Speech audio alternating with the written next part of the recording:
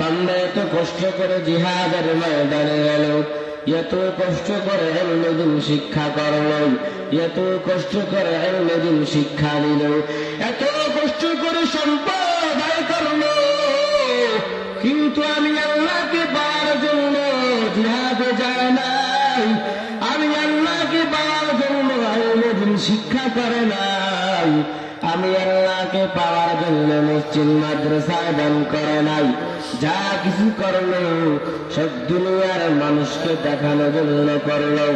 আল্লাহ বলে আমার দুস্তা, এই বান্দা এত কষ্ট করলো সব দুনিয়ার মানুষকে দেখাইলো, কিন্তু বান্দা আমি আল্লাহকে পাওয়ার জন্য কোনো কিছু করে নাই।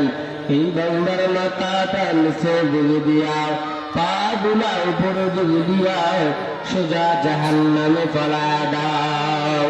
এত কষ্ট করলো জিহাদে গেল, এত কষ্ট করলো ইলমে দ্বীন শিক্ষা দিল, এত কষ্ট করে সম্পদ আয় করলো, কিন্তু বান্দার নিয়ত উদ্দেশ্য ছিল দুনিয়ার মানুষকে দেখানো।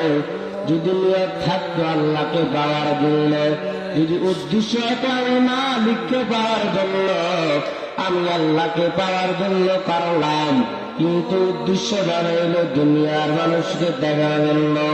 এই জন্য আল্লাহ বলে ফেরেশতা প্রত্যেকটা বান্দাকে যারা দুনিয়ার মানুষকে দেখাইল, দুনিয়ার মানুষকে দেখানোর জন্য নেক আমল করলো, দুনিয়ার মানুষকে দেখার জন্য জিহাদে গেল, দুনিয়ার মানুষকে দেখার জন্য মসজিদ মাদ্রাসায় দান করলো, এই বান্দার মাথাটা নিচের দিকে দিয়ে সোজা জাহান্নামে ফেলায় দাও।